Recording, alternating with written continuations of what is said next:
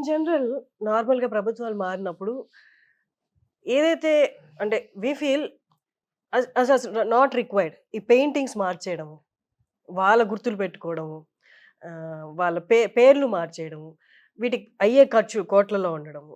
This all అంటే as an సిటిజన్‌గా లేకపోతే we don't require that. We want our problems to be solved. Hmm. ఇదంతా ప్రభుత్వాలు వాళ్ళ గుర్తింపు చాటుకోవడానికి ఇలా పెయింట్‌ల కోసం, వీట్ల కోసం, పేర్ల కోసం, గుర్తులు మార్చడం కోసం ఇంత ఖర్చు పెడుతున్నప్పుడు what do you feel? It's criminal waste of money అండి. ఐ థింక్ గవర్నమెంట్ బిల్డింగ్స్ అన్నిటి మీద వైఎస్ఆర్‌సీపీ పార్టీ కలర్స్ చేసి కోర్ట్‌కెళ్ళిన తర్వాత అది కోర్ట్ తప్పు తిరిగి పెయింట్ చేయండి అని చెప్పారు. హ్మ్. అదంతా చేయాలి అంటే painting and unpainting or painting with a new colour I think it is more than 1000 crores. హ్మ్.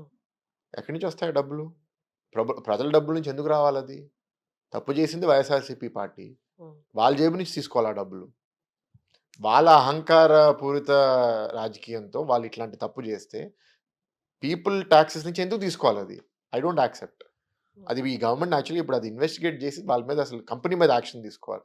పార్టీ మీద యాక్షన్ తీసుకోవాలి. హ్మ్. అండ్ జనరల్‌గా ఏ పొలిటికల్ పార్టీ అయినా సరే నా ఎజెండా, నా నా రంగులు ప్రజల లోపలికెళ్ళాలని ఎవరికైనా కోరికుంటది. దాన్ని హ్మ్. మనం తప్పడ్డానికి లేదు. హ్మ్. మీరొక కొత్త ప్రోగ్రామ్ స్టార్ట్ చేస్తున్నారు. లేతే కొత్త బిల్డింగ్ చేపిస్తున్నారు. హ్మ్. దాంట్లో మీరు ఏదైనా ఇన్‌ఫ్లూయెన్స్ చేయగలుగుతారు. Within the ambit of the law చేసుకోండి. Hmm. No problem. Hmm. You cannot violate the rule గదా! హ్మ్. గవర్నమెంట్ బిల్డింగ్‌కి మీరు పొలిటికల్ పార్టీ రంగులేయకూడదు గదా! మీ ఫ్లాగ్ కలర్ ఎయకూడదు గదా! హ్మ్. మీకు బ్లూ అనే రంగు ఇష్టం. బ్లూ రంగు ఏసుకోండి ఎవడు కాదనట్లేదు. హ్మ్. ఎగ్జాక్ట్‌గా మీ మీ ఫ్లాగ్ ప్యాటర్న్ మీరేసేస్తే హ్మ్.